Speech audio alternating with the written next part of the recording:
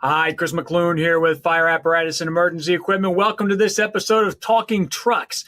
Hopefully by now you've seen a number of videos that my guest Ricky Riley and also Nick Wilbur did recently. They were on all of our social media channels, Facebook, Instagram, TikTok, YouTube. Hopefully you saw some of them. One that we did was on hosebed heights. We were able to use a fire department shop, Ricky's fire department apparatus shop. So obviously the truck that we used was from that department. But we got a lot of responses. Now, sometimes when you're looking at social media responses, some of them have a little bit of an edge to them. But I think that a lot of them were constructive and were honestly things that are worth taking a look at and worth addressing. So Ricky, thanks a lot for coming on here and answering. I wouldn't call them questions; they were more statements, but addressing some of those statements that we had on those videos. It's like I said. I mean, we used your shop, so obviously it was going to be your truck. And next time it could end up being a different department's truck because you do also service the vehicles in a lot of the volunteer departments in your area as well. But it was your truck, and so just talk a little bit about that before we get into those statements and how you can't always go by exactly what you're looking at. We're using it more of as an example. Yeah, and I would think Chris, I talked before the show started is that that was our premise. We had a truck that was available that we didn't have to take out of service. It was brand new. We could be able to shoot these videos, and obviously, I think all of us understand the power of social media. And, getting those quick videos out. And once again, that is just one truck in one department, in one county, in one state, across this entire country. So, I mean, we both Nick and I and Chris, for that matter, all know that truck is not going to fit every need of every department across the country. Or manufacturing fire trucks would be a lot simpler if that was the case. That is certainly not the case. So I always love our custom trucks and our stock trucks or whatever we're going to do. So, as we read through the comments, we were just kind of trying to filter through what they were saying, what they were trying to say. And, as Nick and I and Chris put themselves out on social media, you have to be able to have a little bit of tough skin when it comes to some comments. And none of them were, I think, were harsh or anything like that. They were just pointing out facts for their department, for their response area, for where they live and how they serve their community. And I would say that all three of us, once again, Nick, Chris, and myself, completely understand that. And, look, we understand that there's different, the urban to the suburban to the rural areas. And, we all have to design fire trucks for that. But I would say that Nick and myself and, other people that build fire apparatus have certainly got to a point where we're able to take the big ticket items for any department, regardless of size or where they're at in the country, and go, all right, what is your critical things? What in your operation is most important? So, for instance, the department says, hey, water is the most important thing. We have to carry X amount of gallons of water. Okay, so, on our notepad or our Remarkable or whatever, as Nick and I sit there and help them design a fire truck, we go, okay, the number one priority is water. Now how much water is that exactly? For a lot of departments, that can be anywhere from 1,000 gallons to 1,500 gallons to 2,500 gallons. Usually as we get into, tankers / tenders, the 3,000, the 3,500, the 4,000 gallons, those are really specific specialty vehicles that their intended job is to haul water.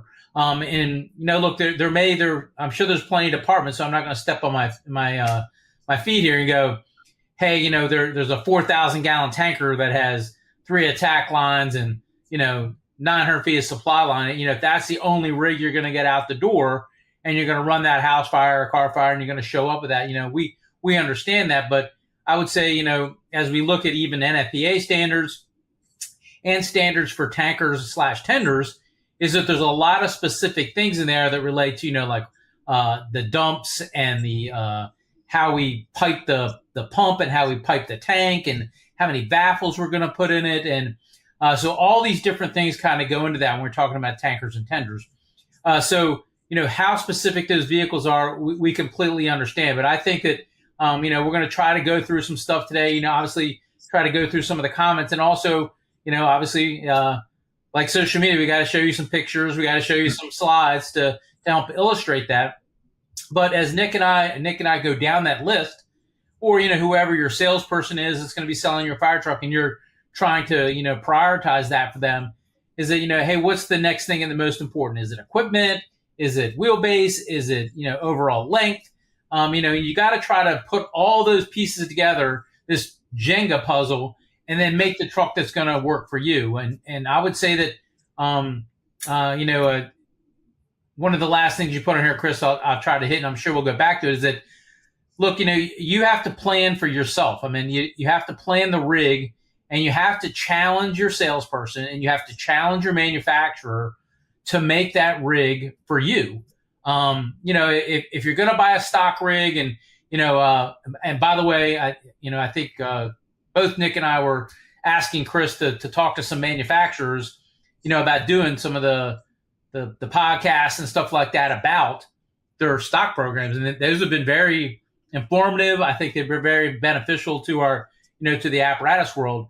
It's just that, we have to build you got to challenge those people to make it for you. You just can't accept their answer. Now, look, they're going to tell you no, 100 times. And there may be an engineering issue with your fire truck that's not going to allow that. But look, some of the rigs that we're going to show you today, are carrying 1,000 gallons of water, or carrying 1,500 gallons of water, or carrying 2,500 gallons of water. And then you also have to understand, what is a low hose bed to you? A low hose bed to me is a certain height. For another manufacturer, another fire department, it could be a different height, and it works perfectly for them. There's a lot of things that go into those considerations. So, like you said, if you want to get into some of these, Chris, and we'll kind of, I think you and I both can answer them. So, what was that? Just doesn't need to be me answering it. Well, will do. I split these up into, because they were kind of coming from all over the place. The video that I'm referring to specifically was about hosebed height, but a lot of people got into compartmentation, they got into tank size, they got into some other things. So I grouped these into two different areas. One is equipment and tank size, and the second group of questions or comments was about hosebed height. So let's get into this. We'll start with the equipment and tank size.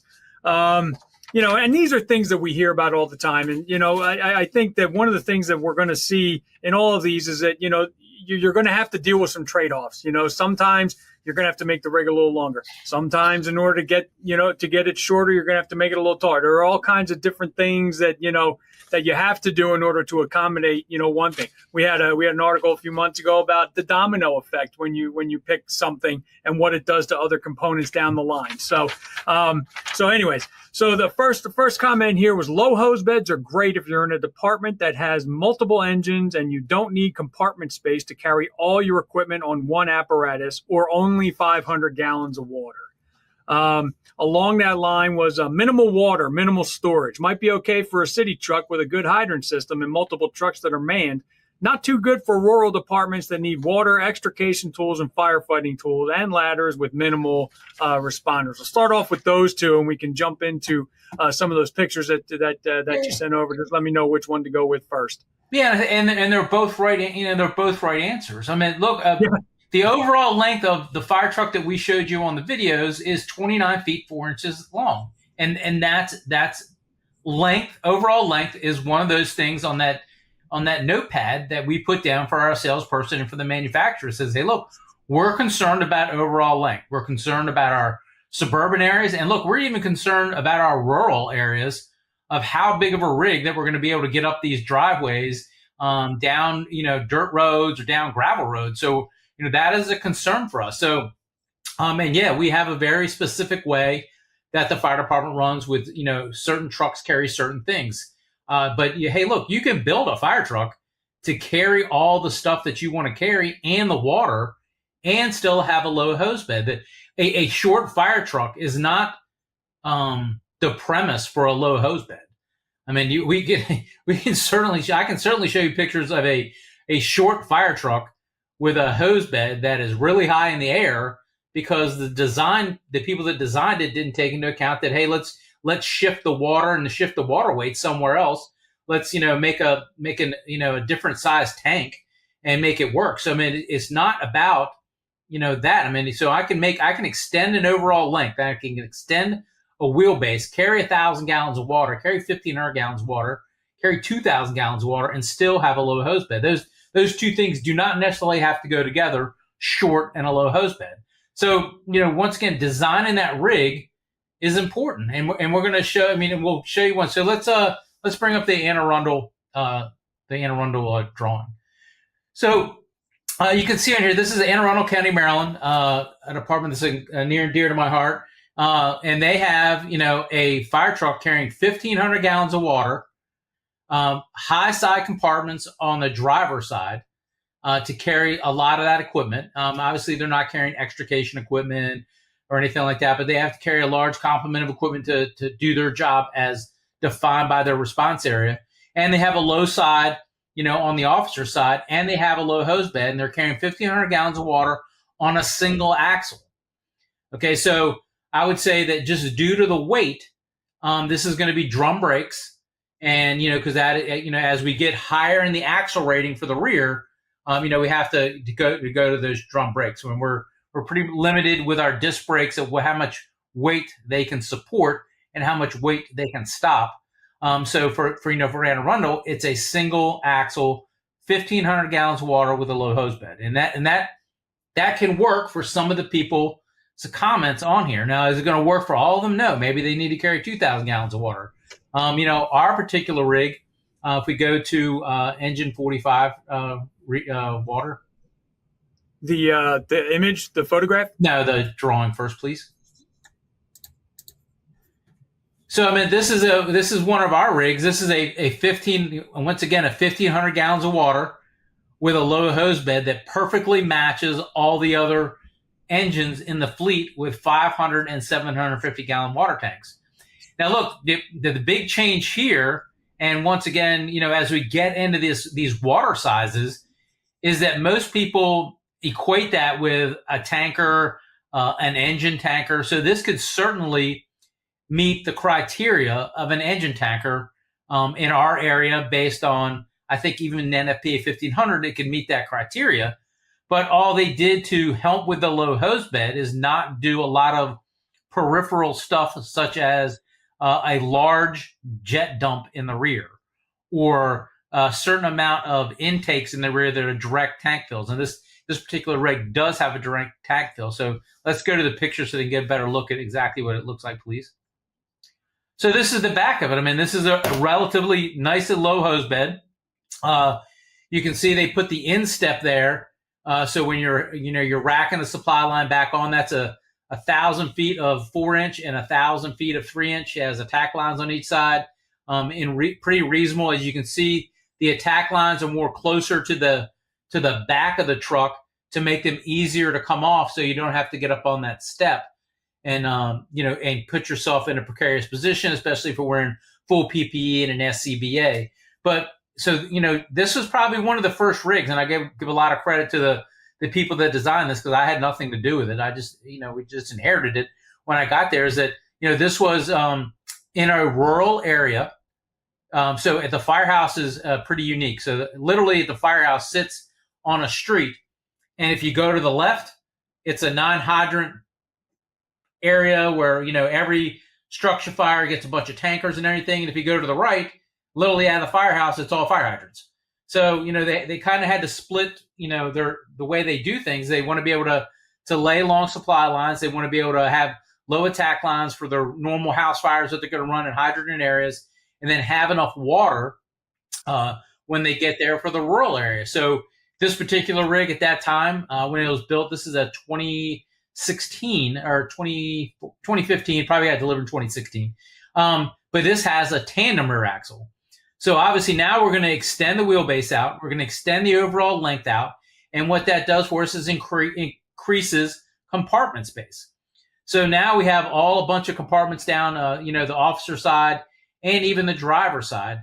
And now we have room to put the equipment, the second question is that we're carrying 1,500 gallons of water. We can carry all the hard sleeves, all the jet siphon things that those people use when they do rural water supply. We can carry extrication tools, especially like with the battery ones. They'll fit in a full depth compartment under, at the bottom, like where the license plate's at, as you see on this picture, all that behind there is compartment space. So, we go all the way up to like pretty much the diamond plate. And then as we curve around and make that angle, we have all that room where the decals at and where the rear view camera's at as upper compartment space. So yeah, we can still do that. It's just designing the rig for what you want to do. So for them at that particular time, it was carry water, have a low hose bed, and have room to carry all the rural water supply equipment that we need to carry. So it is doable. You just have to, once again, I know I'm going to repeat this 100 times on this podcast, is that you got to challenge your salesperson and you got to challenge your manufacturer. And, for this particular rig, this is disc brakes. And that's how we decided to go with. I mean, that's part of the criteria for us ordering fire trucks, is that it's disc brakes. We find it a lot easier for the mechanics. We find it that they don't heat up as much. It dissipates heat a lot better as we get in there. Drums are very expensive. Drum brakes, the drum itself is very expensive, as we still have a bunch of those rigs in the fleet. And as I look at those bills, as we replace the brakes and the drums, they become quite expensive and not as easy to replace as the disc brakes. So, is the only way you can do the disc brakes on a truck like that to have the tandem axle? No, they're getting there now. I mean, it's I'd have to look. You have to look at the exact weights, how much hose you want to carry, how much equipment you're going to carry. So once again, I think even with some of the podcasts that we've done before, even with like Eddie Rice and all those guys, they understand that NFPA standard, to the T, and how much weight is factored into all that. And obviously, the manufacturer is going to demand that from you. How much hose you're going to carry. Obviously, water has a very stable weight. It never changes. It's just how you're going to carry it. And we'll talk about remind me about how we're carrying it when we get to those last two. We'll kind of understand how that weight gets distributed in the fire truck itself. So I'm going to hit on these next two, and then I'm going to refer back to something you said just now, as well as something that was said on a recent podcast with Andy Sacadato and Bill Atkins. We were talking about building trucks, building pumpers to move very high volumes of water, to really make them high volume water movers. But these next two, you already addressed this one pretty much, I think, fairly easy when you're running 500 or 750 gallons of water. But this is the one that I wanted to hit on, and you touched on it briefly. You just said it again in your explanation for these just a second ago, and then it does go back to something we talked about at a previous podcast. In my neck of the woods, water is the priority. Low hose beds take a back seat to the 1,500 gallons of water we carry on our pumpers and our tankers. And I think that really encapsulates captures what you said earlier and what Andy and Bill both said the other day.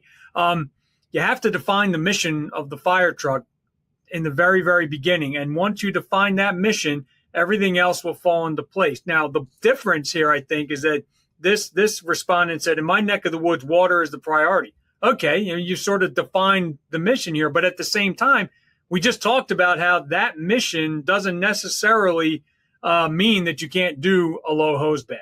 But it really is that mission and challenging the engineers to help you accomplish it, to help you accommodate it. Yeah, and it all depends on, when we talk about that, is that what are you doing with that 1,500 gallons of water? And when I say that, is that are you using the 1,500 gallons? All of it's going to go for fire tack. So when I say that, I mean, obviously any bed of water you bring to the fire ground is for fire tack. But I mean, are you using the pumper as, a fire tack rig? Or is it a multi-purpose rig where it's, hey, at this fire, as I get dispatched of this call in my jurisdiction, in my town or my city, I'm an attack engine tanker.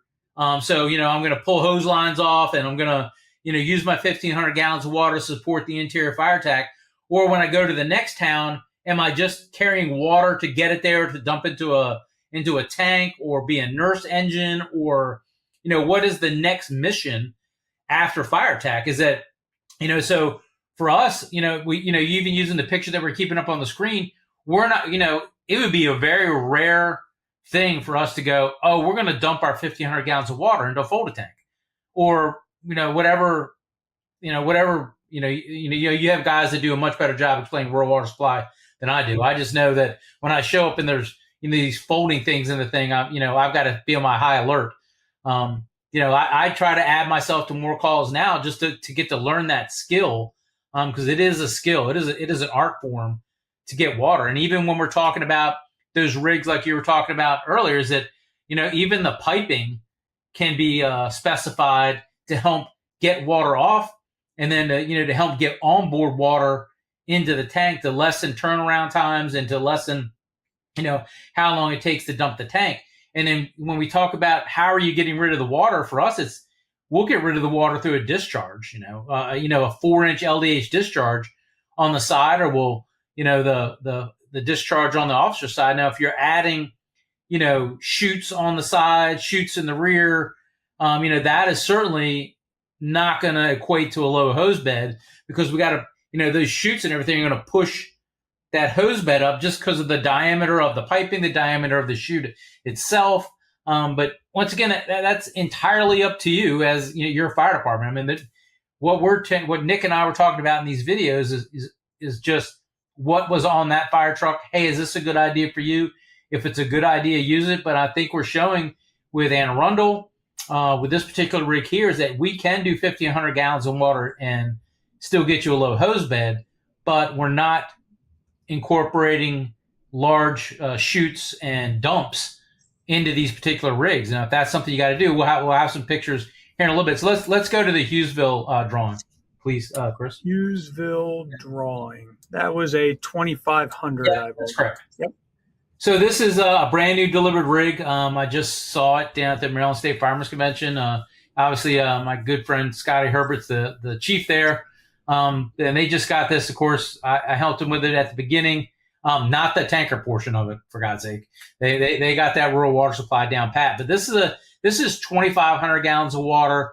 You can see they have a huge rear dump in the rear, and the hose bed is, with the guy standing there is 5'7", so it's probably 5'9", 5'10 height. If you go to the picture, it kind of gives you a better picture of it, so you can kind of see it in real time. So that's kind of what it looks like. It's really not as high as I've seen. There's certainly some pictures that I have in my program at FDIC that shows that thing really up high where the firefighter's got to climb up a ladder to get to the supply line, or a ladder to get to the attack line. But look, this is they have this particular fire department, like mentioning in the comment, is that they have an engine that they take to get to their hydrant areas. And then this is the engine tanker that they take to go to their non-hydrant areas.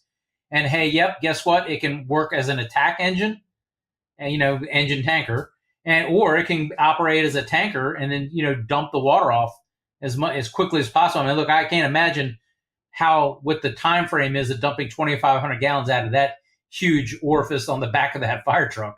I didn't ask them that question. I asked them for a picture, but I didn't ask them what the dump time was. So, water is important to them when they make their turn out of their firehouse and go to the rural areas. They just chose to have more water. This has a portable tank, a folded tank on the side of it, and has ground ladders. I mean, it's got everything, the hard sleeves, everything they need to do all these jobs in compartment space. So, as we fully respect everybody that wrote in, and we appreciate you commenting. I mean, we appreciate you, interacting with the content that Chris, pushed out, as we try to cover everything fire trucks, just not 500 gallon, engines that was that particular day. Is that, it's mission focused. What your mission is. It's writing that stuff down. This guy said 1,500 gallons is important. Well, we showed you how to do that. And look, on any of those 1,500 gallon engines that we just showed you with the drawings, yep, we can add, an extra discharge. We can add an LDH discharge off the rear. Do we need something of this size? Yeah, probably not. We can, you can add a 4-inch LDH off the back of that thing, and dump your tank. You can dump it off the side, have an LDH discharge on the side. You can pump it off. Most of these rigs, as they show up to that rural water supply, they don't have to put anything in pump gear. They just show up, open the chute and the water forces out just by, the water and gravity. But, once again, it's all how you want to do it and what's important in your mission. I think you hit on this before. We're getting into the hose bed height more to focus there, but there's always a mix where they'll still bring up the tanks a little bit. But this was a comment, and I think you kind of have already hit on this because of engine 45. I'm going to bring that back up. Yeah. You don't see many 1,000 to 1,500 gallon tank engines without a pretty high hose bed. Low hose beds are great, but not something you'll see in places without well-developed hydrant systems. And I think you just, in fact, I can think of a fire company near me that has. It's not quite to the extent that you mentioned with 845 there, where you turn out one way, you got hydrants, you turn out the other way, you don't have any. But there is a delineation in that fire district where once you get out to a certain point, you're not going to have the hydrant system anymore. They don't have a truck like this. They run, and then they have a lot of mutual aid coming in, of course, but there's going to be a lot of hose laid back in that area probably. But I think with this truck, you did demonstrate that, low hose beds are something you can get even without a well-developed hydrant system. Yeah, so let's go to that 840 picture, please. So, all of that, all of my county is not urban. And we have what we always call the inside the beltway, which is really urban, and that's where we have our high run companies, the companies that you saw. The rig that was going to is one of the busiest engines in the county, and they're in a very urban area. The area is 500 square miles. It's not 500 square miles of urban. We have a lot of rural areas, and as we get to the fringes of that, we go from a 500 gallon engine to 1,000 gallon engine to 1,500 gallon engine. So this is a 1,000 gallon engine with, once again, a low hose bed. And there's a question coming up here, and we'll address some of that in a minute. But once again, you can't get 1,000 gallons of water and then get a low hose bed in a short wheelbase. I mean, we extended the wheelbase out a little bit for that area, and it gave them the extra water that they need to do their duty, which is sometimes they run in rural areas, sometimes they run in a suburban area and hydrant systems. So once again, we just challenged the manufacturer and our salesperson with our priority list of what we needed, and then we worked with them to build the rig that suited us best. But yeah, this is 1,000 gallons of water. I mean, it's all doable. It all depends on how you want to operate as a engine tanker or a tanker, and I think it's the chutes and the jet dumps is what kind of raises all that kind of up, and then also what kind of tanks you have. So. And we'll talk about that in a little bit. So, rescue style compartments. This next comment says that it's actually full depth rescue style compartments that will raise a hose bed height more than almost anything except tank size. But so I wanted to see what you thought about the rescue style compartments and what they do to raise that hose bed height. The person that commented on that is 1,000% correct. It is, I mean, as we move, if we take this particular rig that we have on the screen now, and we're going to make a full depth, full height rescue compartment to be able to carry all this equipment, we're going to take, where that patch is at in the chevron, and we're going to be moving that all the way over almost to like the yellow nozzle. I mean, that's how deep that's going to go. And then obviously that's going to cut tank out. Because there's tank underneath there, underneath the decking for the hose bed. So now we're going to kind of push the water towards the officer side, and then where's it going to go as we get towards the front. But look, there's all different kinds of way to do tank sizes. And, we'll like I said, we're going to talk about, we might as well let's go to like one of the very first pictures. Let's go to the L tank, the fat L. So this is a 511 gallon tank. This is the tank that was in the video, but this is just how we distribute the water. So, we got our low hose bed, we got our low overall length. And look, if we extend this out, if we extend the wheelbase, if we extend the body, we can make the fatter part of the L even bigger. But that's going to shorten up the hose bed a little bit. And, there's a comment about, hose height here in a little bit, but, you just can't do a standard T-tank. You got to challenge the manufacturer. You got to challenge the people that make the tanks. Obviously a ton of them are UPF poly. There's other ones out there to design the tank to fit your fire truck and fit your mission. This fits our mission. And we push that. We have some 750 gallon pumpers that are 29 feet, 4 inches long. And all we did is shorten the hose bed because the L at the top there, the fat L got bigger because we're pushing more water up there. So as we go with the rescue style compartments, not to get away from that gentleman's comment, is that, how are we going to store the water now? And if we go to the next one, Chris, the next graphic. So here's a prime example. This is a pumper out of Wichita, Kansas, where they have a low hose bed and extended the wheelbase, extended the overall length of the vehicle, and just put it in a square tank. So now we don't have to worry about any of that hose. So, that rear compartment and even probably, the over wheel compartment can be full depth and full height. And yeah, you're going to impede on the hose bed, but that's just, what are you giving up? I'm going to give up storing some attack lines, but how many of them do I really need? Do I have cross lays? Do I have, this one has 3 cross lays. I have a front bumper I can put hose on. So maybe I only need 1 or 2 attack lines off the back and the rest be supply lines. So my full depth, full height, and then storage of my water can all now be in a square tank, and I can push all this in. So once again, challenging your manufacturer. And I know I sound like I'm on repeat when I say that, but if you have all these things that are priorities to you, and then the people that wrote these are bringing up some great ideas and great topics for discussion, but these are all solvable if that's what you want. If you don't want a low hose bed, don't get a low hose bed. I'm not living in your town. I'm not pulling attack lines off the fire trucks and or anything like that. So get what you need, but understand that there is a way to do this, and there is a way to do it, but you have to give up a little here and you got to give up a little there. And like you said, prioritizing what is important to you and your department is the most important thing to put down on that piece of paper as we talk to our salesperson or we talk to our manufacturer.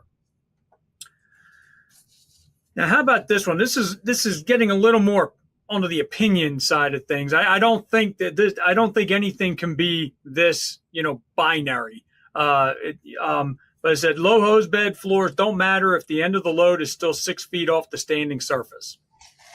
Now that's according to a fire department. I mean, that's your department's going to have to make that call as far as what, if it's got to be 6 feet off the ground, it's got to be 6 feet off the ground.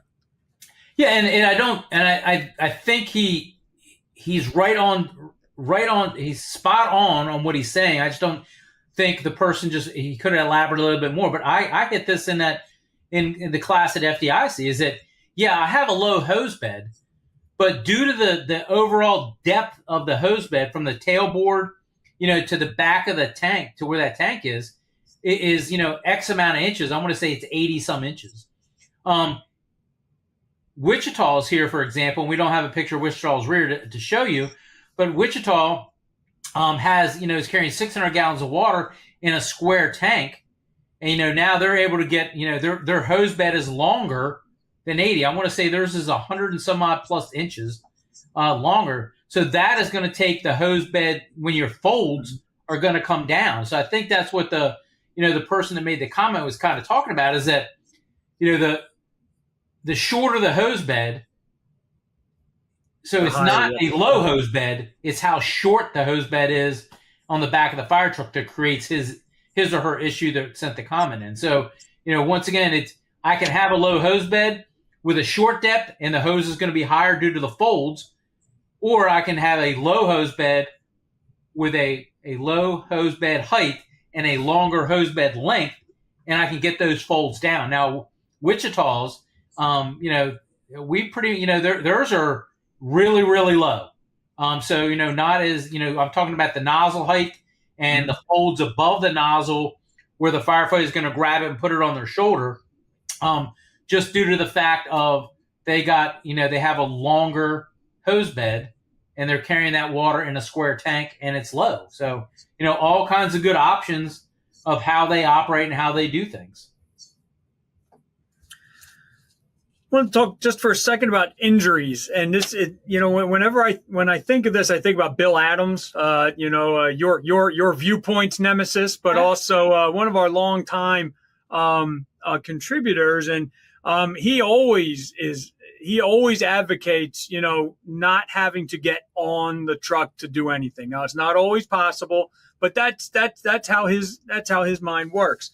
But this person wrote in my experience, more injuries occur in and out of the truck than up and down the tailboard. I think we're okay going up and down the tailboard once in a while. So this is probably somebody who's designed a truck with probably a hose bed that's a little higher than has become popular recently. But I just wanted to, you've been in a few different fire departments over the years, both career and volunteer. How do you address that comment? Well, one, it's not a challenge. So whoever wrote the comment, if you're going to listen, this is not a challenge by a far stretch. Is that I don't know how well we're tracking this stuff. I would say that a lot of the stuff that we're doing, look at the rig that we have on here. If we go back to one of Nick Wilbur's videos that we posted, it was about, step height. So we're doing all this step height concerns of getting in the rig for the driver, for the people in the back. And you can see on Wichita's, they added a step underneath it. So if you open that full height door, there's going to be probably two steps in there. You're going to have your initial step and then, a small second step, and then the floor of the fire truck itself.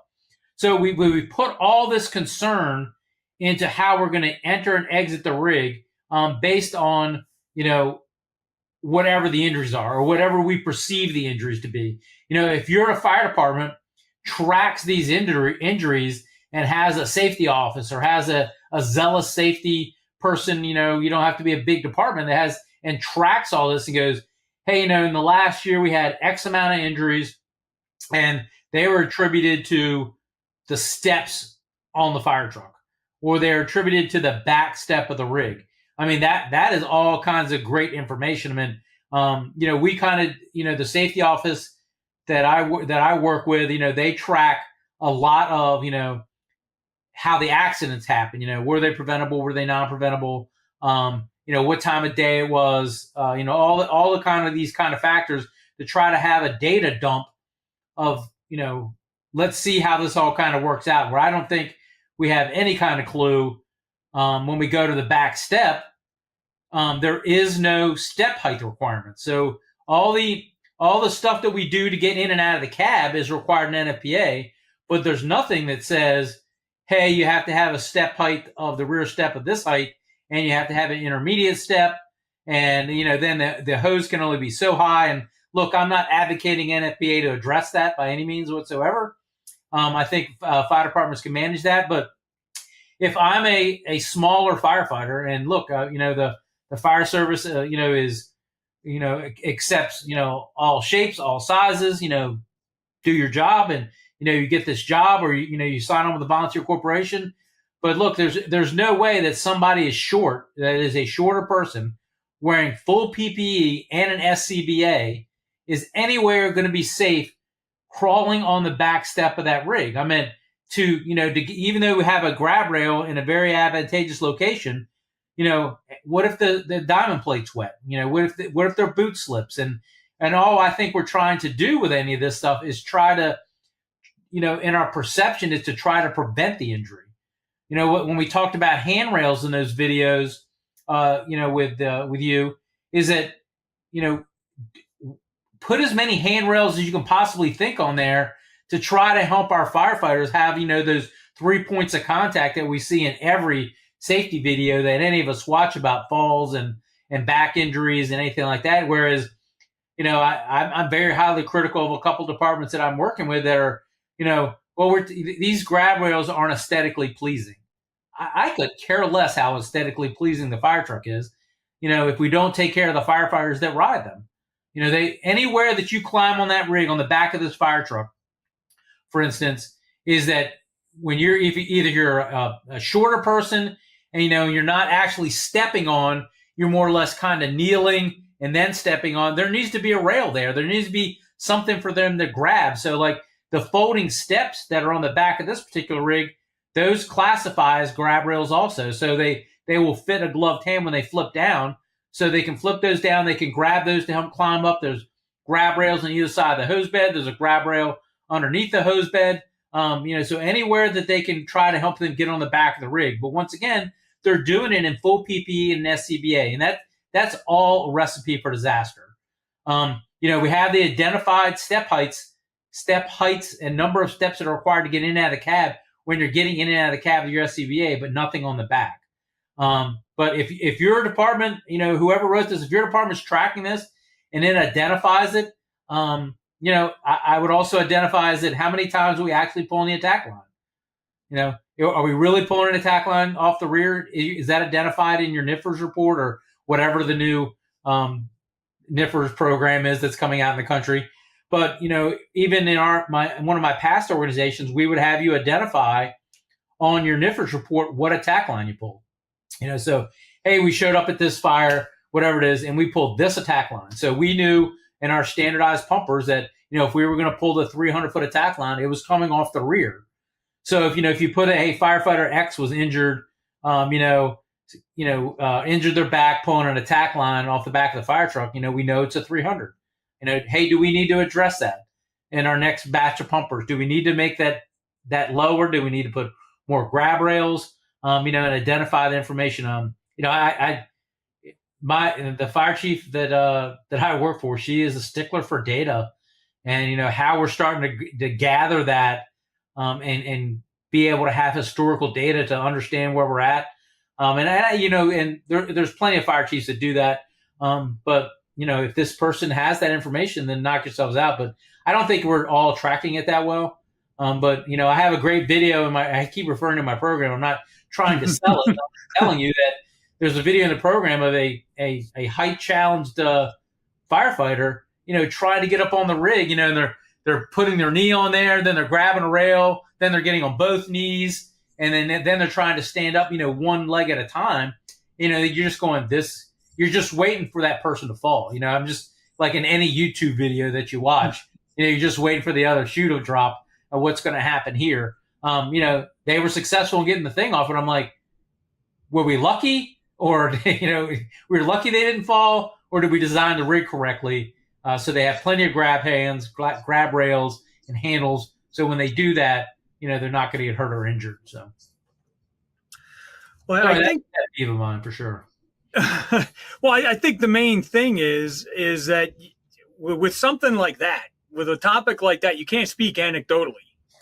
You have to be able to have the data in front of you so that you can say for sure when you go to the manufacturer, we've had a lot of people get injured doing X. We want to address that with this design that we're bringing to you.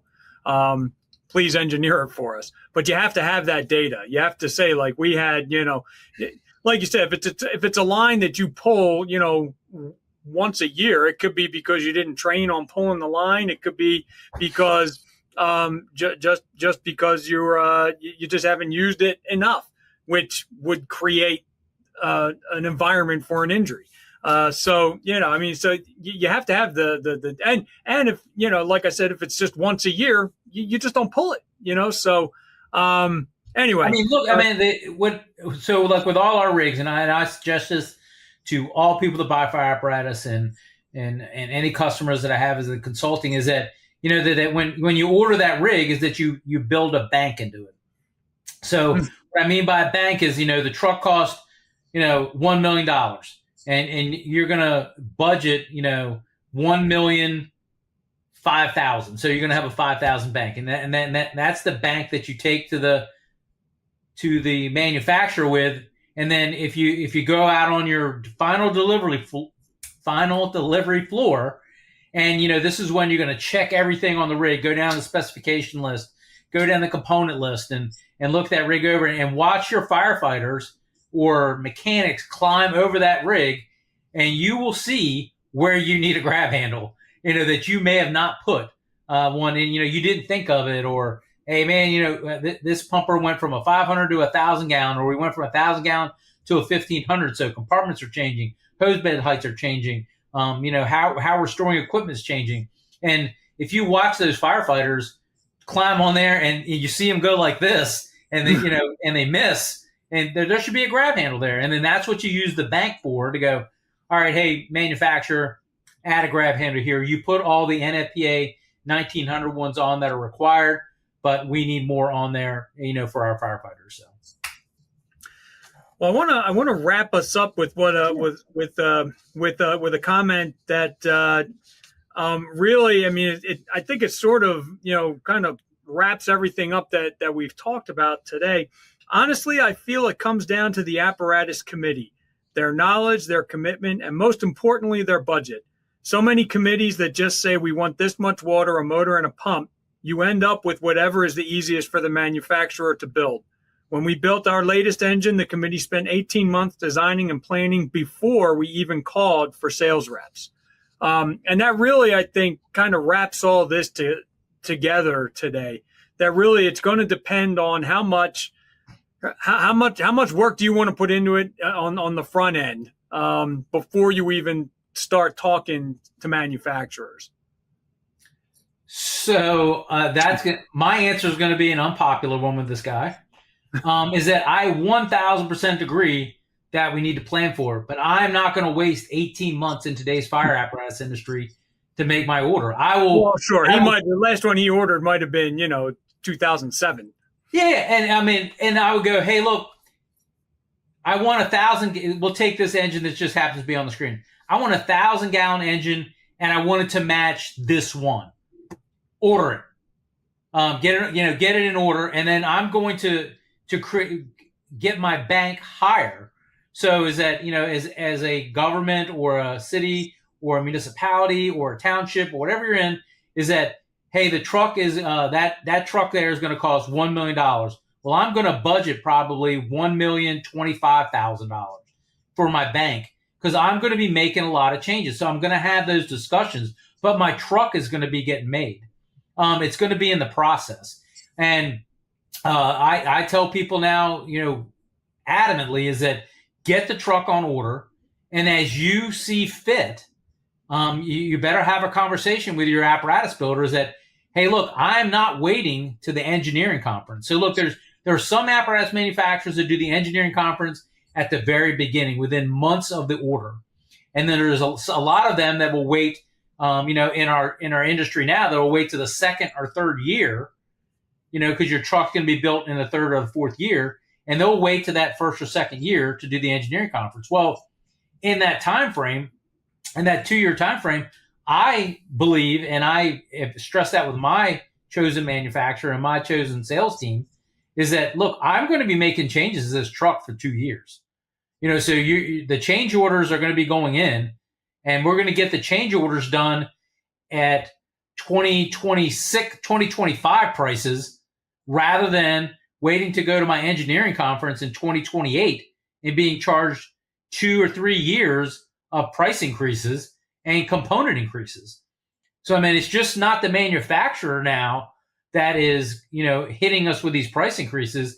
It's the component manufacturer. So, hey, I want this type valve, who will remain nameless. I mean, there's only 2 of them, really. And, the 2 of them are now charging, tariff prices. We're projecting tariffs are going to go to this. So we're going to start passing that on to our customers. And look, both of them companies need to stay in business, and I understand that we can't have them go broke. But I want to get it at this price. I want to get it at 2025 pricing rather than wait till 2025. So if I want to swap the valves out in this truck, that I ordered 18 months ago, and in my first year, and go, yeah, we really want this type. We want valve XYZ rather than valve ABC. We're going to kind of swap it out, and we're going to have money in our bank to do that if it costs more, or hey, maybe it costs less. You don't know. I mean, usually that'll be on the component price rather than the manufacturer, because they'll just want to charge you for making a change order. But so, I mean, I agree 100% that, there's a lot of decisions that go into this rig, but I don't think any of us, I don't think, regardless of who you are, if you're New York City, LA County, Washington, D.C., Houston, none of us can afford to not get trucks on order immediately. And then if we have to make changes, you do. I mean, I don't even know what, who knows what the technology is going to be for anything in the next 2 to 3 years. At the fast-paced fire service world that we live in, where, nothing is the same 2 years from now. Nozzles, hose, valves, intakes, they all change, and they're all moving forward. And, the fire apparatus manufacturers can't keep up with that pace because of their backlogs. I agree with what the guy's saying in premise, but I'm telling him, get the truck on order, then make all your changes. But you gotta make sure your committee knows that we have to budget the money into the truck to do that. So, gotcha. Sorry to get on that one, but that is definitely. Oh, that's okay. I want to thank you though for coming on and answering some of these. Like we said in the beginning, there was nothing that was particularly nasty or anything like that. But they were points that people were bringing up that are worth having the discussion about.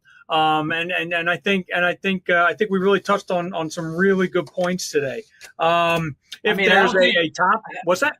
I don't think you and I or Nick do any of this stuff, to go out and infuriate people. We're just trying to pass. These people have a passion for fire apparatus, like you and I, Nick, have. We have a passion for it. We enjoy doing it. I don't think. I certainly don't want your editor's job, especially some of the stuff that I turn in. But we all have a passion for it. We all enjoy talking about rigs. We enjoy, having these podcasts. We enjoy doing the videos, and hopefully that, out of all these videos that we did and that Chris wants to keep doing, is that, you find one bit of information in there. It could be a 2-minute video. If you find one bit of information, put it on your new rig, and I feel we succeeded. You could disregard the other, minute and 45 seconds that are on there that may not apply to you. But, take that one piece and maybe it'll go on your rig, and, and we'll see it. I mean, I guess now I'm going to take credit for every grab rail that's on every fire truck now for the rest of my life.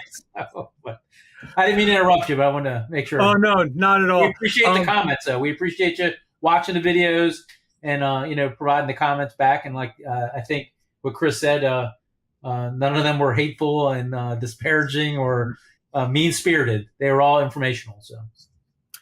Well, if there is something you'd like us to cover on this podcast, or there's something you'd like Ricky or Nick to touch on in some of their upcoming videos, let me know. I'm at chris.mccloone@clarionevents.com. I'll get that over to them, and we'll work something up for you, or we'll bring it here to discuss. All of our podcasts are archived at fireapparatus.com/podcast. So all of our previous Talking Trucks episodes, they're all there, and some of the other shows that we do as well. If you are interested in watching the videos that we were talking about today, this one or the other ones, they're all on our social channels. So you can go to our YouTube channel that's in the shorts area. That is where we stage them, but they're also on our Facebook page, our Instagram page, and TikTok. So again, Ricky, my thanks to you for coming on and addressing some of these. I'm sure this will not be the last time we'll have one like this, but it's good because it's good discussion. So again, this has been Chris McCloone along with Ricky Riley for Fire Apparatus and Emergency Equipment. Have a good one and stay safe. Thanks again, Ricky.